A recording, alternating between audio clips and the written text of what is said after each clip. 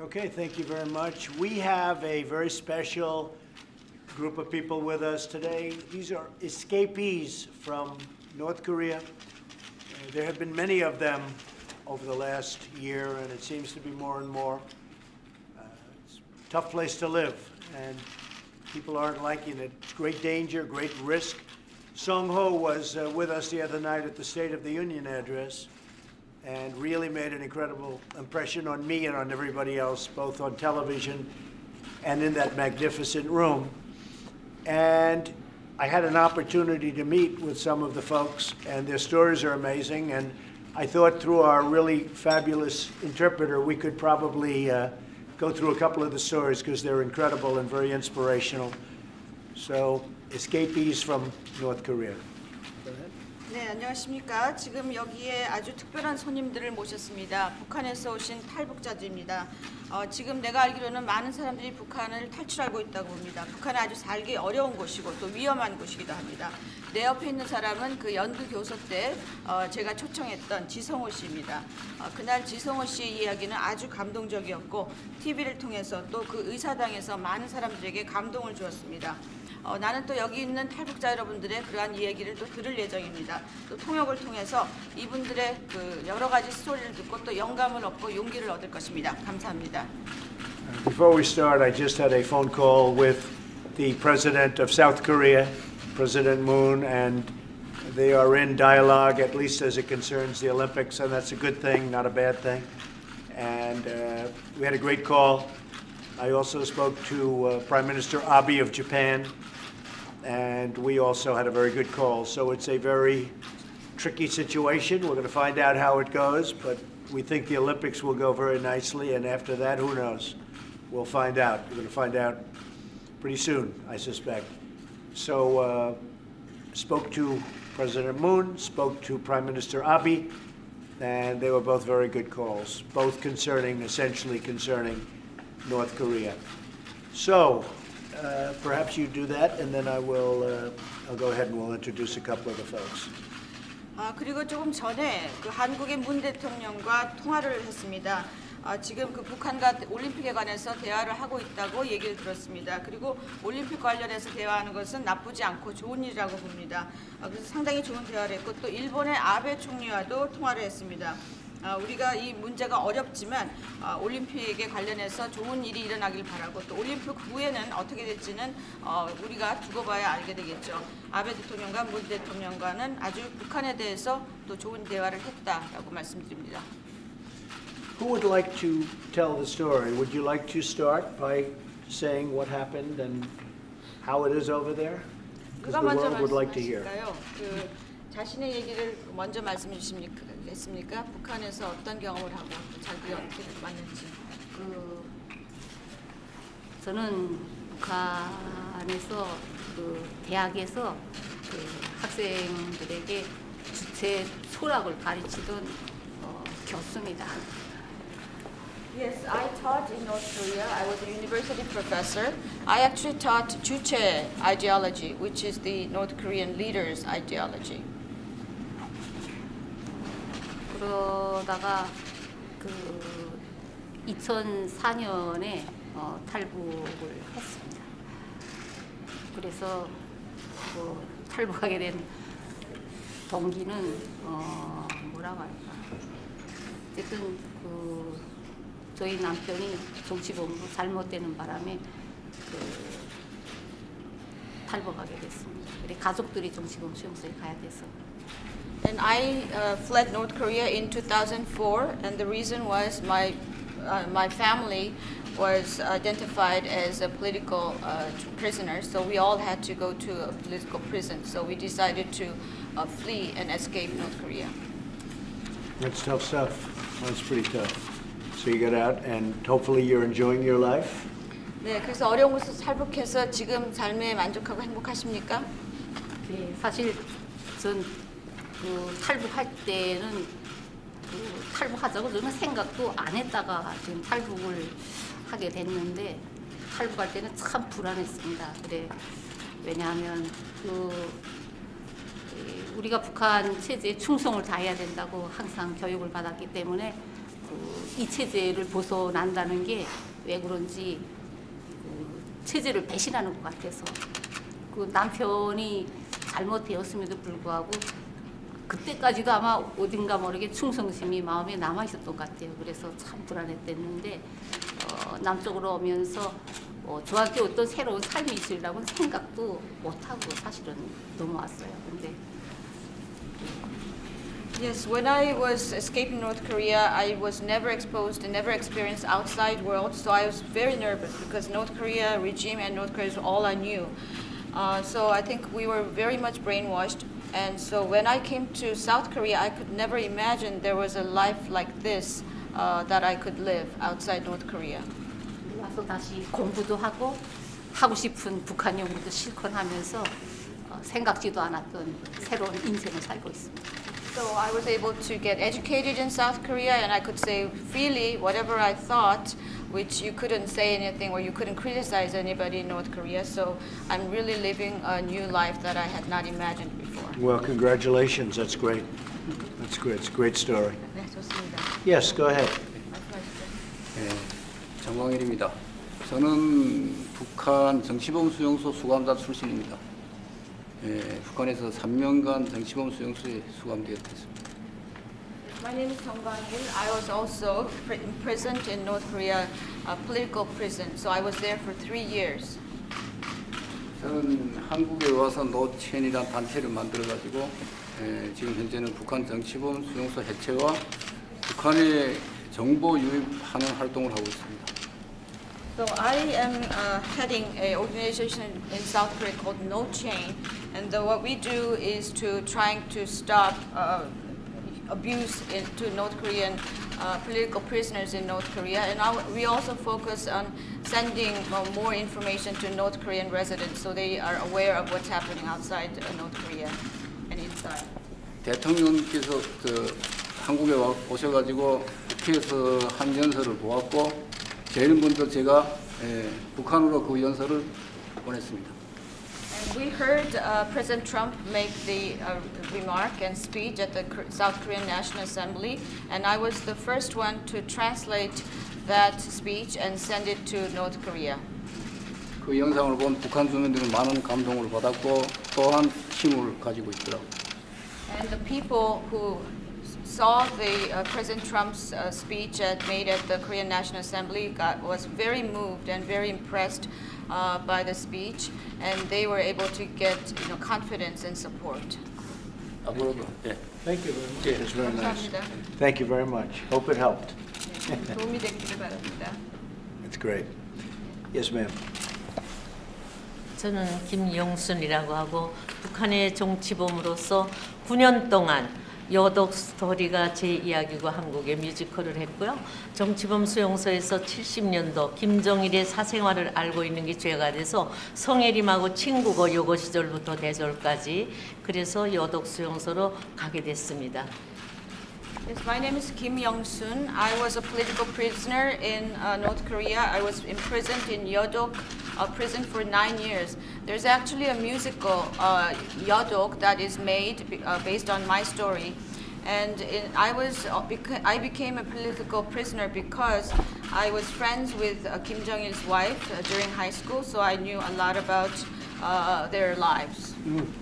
그래서 여독 수용소에서 7식구가 들어갔는데 남편은 못 나오는 수용소 7월 4일에 없어지고 여독 수용소에서 제가 7식구 엄마 아빠 아이들 너희 저하고 들어가가지고 다 죽고 현재 살아있는 사람 저 하나하고 아들 하나가 중증 장애인으로 있습니다. There were 7 in our family. My husband disappeared. I didn't know where he was. Of course, he believed he's dead.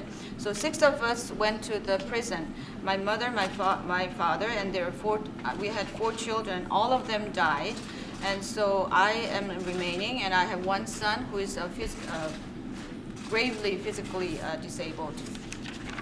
반탐국장이 89년도에 와서 성혜림 때문에 여대 간 거 몰랐는데 성혜림은 김정일의 초도 아니며 아들도 낳지 않았다. 이것은 새빨간 유언 비언이다. 다시 한번 어디서 들었거나 유발할 때는 용서치 않는다. 그래서 탈북을 결심했습니다. 그래서 2001년 2월 1일에 탈북해서 중국에 2년 6개월, 한국에 입국한 지는 이제 14년 됐습니다. So in 1989, they said that I was spreading lies because they said that Song Hye-rim is not a real wife of Kim Jong-il and she had no son from Kim Jong-il. So they said if you spread any more rumors, you'll feel the consequences. And that's when I decided to flee North Korea. I fled North Korea in 2001, and I spent 2.5 years in China. And I went and I came to South Korea after that, and it's been 14 years since I've lived in South Korea. And things are going well? 그리고 지금 잘 계십니까? 한국에서? 대한민국에 와서는 한국의 벽돌 한 장 안 들었어도 대한민국에 와서 긍정적인 마인드를 갖고 감사합니다 하고 살고 있습니다. Yes, after I came to South Korea, I don't think I made any contribution to South Korea, but they welcomed me, and I have a very positive mind, so I'm very appreciative of what I have right now and live happily. Great story. Thank you very much. 네, 감사합니다. It's an amazing story. 네. Please. Thank you for inviting us to listen. Thank you. Yeah. This is Peter Ho from Radio Free Asia that who supported by U.S. government. I have been working 10 years. So I escaped to China in 2000, and I lived in South Korea for 7 years. And the Radio Free Asia headquarters invited me to work at Washington, D.C. So we are happy in the United States. And last year, I became a U.S. citizen. I was very honored to become United States citizen. Great. Wow. That's fantastic. Congratulations. It's great. 축하합니다. Thank you very much. Appreciate it. Mr. President, my name is Han Seol-lee, and I'm the author of The Girl with the Seven Names, and I came from the most ridiculous country on earth. First, I want to thank you for that you said the U.S. will act alone on North Korea if China does not help. That made me cry because that's exactly what I wanted to hear for so long from leaders like you. And I was presented at your speech at the South Korea's National Assembly last November, and I really wanted to shout with joy because I was so moved. You put the spotlight on North Korean human rights issues in front of the entire South Korean National Assembly and refreshed the attention on these kind of issues. So I cannot thank you enough. Escaping from North Korea is not like leaving another country. It's more like leaving another universe. I will never truly be free of its gravity no matter how far I journey. After I escaped to China, I escaped an arranged marriage when I was 19, and I also escaped a brothel.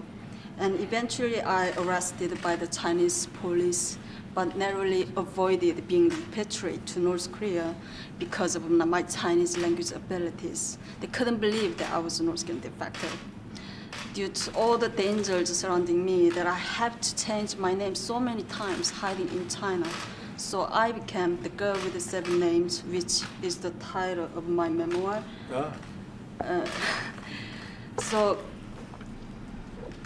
because the Chinese government continued to repatriate North Korean defectors back to North Korea, where torture and imprisonment and the horrifying public executions are standard even today. So many North Korean defectors, even today, they are carrying poisons with them in case they are caught in China on their way to freedom to South Korea. They would rather die, kill themselves, than be repatriated to North Korea and suffer horrifying results from the regime. So, Mr. President, please help us to stop the repatriations from China and give North Korean people the freedom that they deserve. Thank you for your time. Thank you very President. much. Thank you very much. It's an amazing title of a book, too. Thank you. Okay. Thank you. 제목도 너무 Thank you for 저희들도 감동적인 제목입니다. Thank you. Yes. Mr. President, my name is Kwangjin Kim. I defected in 2003. I worked in Singapore as a banking agent.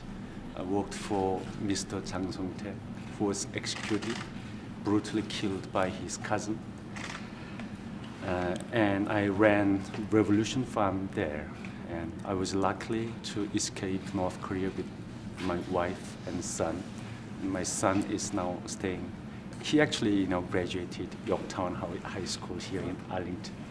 And I worked for 2 years for Human Rights Committee, U.S. Human Rights Committee in North Korea here in Washington, D.C. Since I defected, I began to study, work for government think tank, which is called INSS, writing reports on North Korea and security issues. And I really want to thank you for your wonderful remarks at the State of the Union and the invitation of our friend Z there. She was the only foreigner invited there. And I think, and also thank you very much for your speech last year at the South Korean Assembly. And I'm sure that your message will discredit the false, will discredit the, I just forgot that, exact wording, of your speech. It will give courage to the North Korean elite and, will be a great inspiration to many people there. So thank you so much. Well, thank you very much. It's really, they're incredible stories. We actually have 2 other people outside, and they're literally afraid of execution. They didn't want to be with cameras, and I can understand that. They were very concerned with that, and we would certainly not want to force them to be here. So they're right outside, but they didn't want to be on camera for a lot of very bad reasons. I want to thank you. You were so incredible the other night during the State of the Union, the story of walking across China and further than that. It was sort of a funny story. When I said I'd like to have him stand, one of my people said, don't ask him stand. He lost his foot. His leg is in terrible shape. I said, he just walked across China. So he had no problem standing. I mean, to do what you've done is incredible. So would you like to say a few words? 잠깐 여기까지 말씀드리고요. 지금 여러 가지 말씀해 주신 거 대단히 감사드립니다. 그리고 또 지금 이 자리에 함께하지 않은 탈북자 2사람이 있습니다. 그 사람들은 만약에 자기들의 사진이 나가면은 어떤 처형이 당하거나 이런 불이익을 당할 수 있기 때문에 지금 바깥에서 또 기다리고 있습니다. 그렇게 북한은 그렇게 두려운 정권이라는 것입니다. 그리고 지금 옆에 앉은 지성호 씨 감사드립니다. 그 연두 교소 때 아주 놀랍고 감명 있는 그러한 얘기를 해줘서 굉장히 감사드리는데 그 뒤에 굉장히 재미있는 얘기가 있습니다. 뭐냐면은 내가 지성호 씨의 얘기를 들은 다음에 그러면 그 사람을 일어나게 하자 그랬더니 내 옆에 스태프들이 다리가 불편해가지고 못 일어난다라고 하더군요. 그래서 내가 무슨 소리냐 그 다리를 가지고 중국을 거쳐서 대한민국까지 왔는데 일어날 수 있을 것이다라고 했는데 과연 그 연도 교소 때 지성호 씨가 일어나셔서 많은 사람들에게 감명을 주었습니다. 감사합니다. 얘기 좀 해주시겠어요? 저는 이제 상상할 수 없는 그렇게 이제 크고 정말 이제 놀라운 자리에 이제 섰습니다. 또한 정말 이제 영광은 평생 이제 잊을 수 없는 그런 영광입니다. 얼마나 많이 울었는지는 이제 기억이 안 나고요. 정말 이제 마치고 이제 방에 돌아와서도 엄청 울었고요. 또한 이제 대통령께서 이제 인스타그램에 이제 저희 스토리를 써서 이제 다 올려주신 것을 제가 봤어요. 또 울었습니다. 그리고 정말 이제 지난해 이제 대한민국 의회에 제가 초청받아가지고 이제 대통령 연설할 때 이제 초청받았었는데요. 그때도 이제 울었고 제가 이제 대한민국에 와가지고 제일 많이 이제 연설을 들으면서 울었던 그분이 이제 트럼프 대통령님이시고 그리고 이제 정말 북한 주민들을 제일 많이 사랑해 주셔서 이제 너무 감사합니다. Thank you very much. This is unimaginable for me to be here and invited in such incredible, events. I think this honor I will not forget, and that I'll carry it for the rest of my life. And I've been crying a lot these past few days. After I returned from the State of the Union address, when I came back to the hotel, I kept crying because I was so moved by the whole experience. And I also saw that President Trump had also put my story on the Instagram, so I cried again.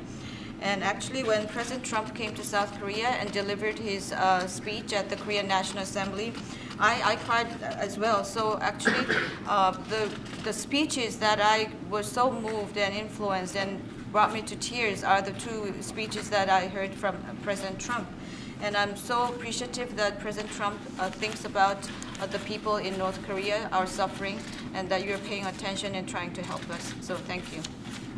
Well, we do, and those are amazing stories, and I want to thank you all for being here. This is the Oval Office, very famous office. I guess most of you have heard about the Oval Office. A lot of things happen here. Hopefully they're all for the good, but a lot of things happen right in this space. So it's my honor to have you here. Thank you. 네, 대단히 감사합니다. 여러분 아마 그 미 대통령 집무실에 대해서 그 오벌 오피스에서 많이 들으셨으리라고 믿습니다. 이게 바로 그 유명한 그 대통령, 미국 대통령 집무실입니다. 여기에서 많은 것들이 일어나고 있는데 희망하건대 많은 좋은 것들, 많은 좋은 정책이 나와서 많은 사람들 듣게 되기를 바랍니다. 오늘 와주셔서 대단히 감사합니다. Okay. Thank you. Thank you very much, everybody. Thank you. Let's go.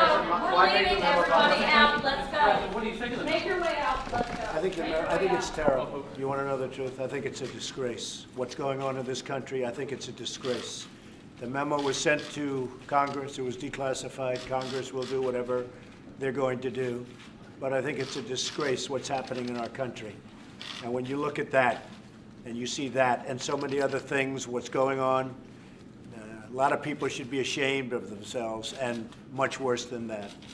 So I sent it over to Congress. They will do what they're going to do. Whatever they do is fine. It was declassified. And let's see what happens. But a lot of people should be ashamed. Thank you very much. Are you not concerned that the FBI doesn't want the memo out? Thank you very much.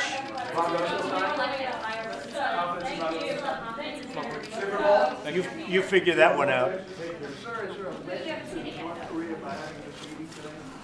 I don't think so. These are just great people that have suffered incredibly. There were many, many others like them that have suffered so much. And they were here, and I said, let's tell you a story very quickly. We have others in a different room, as I told you, that are really petrified to be here. Petrified. So it's tough stuff. It's tough stuff. President, do you believe there's more that the United States can do to help North Korean defectors? Well, we're doing a lot. We've done more than, we have many administrations that should have acted on this a long time ago. When it wasn't at this kind of when we weren't in this kind of a position. You know, we ran out of road. You know the expression. The road really ended. They could have done it 12 years ago. They could have done it 20 years ago. They could have done it 4 years ago and 2 years ago. We have no road left. So we'll see what happens. But in the meantime, we'll get through the Olympics, and maybe something good can come out of the Olympics. Who knows? Thank you very much, everybody. Thank you. Do you still have confidence in the president's timing? Thank you very much, everybody.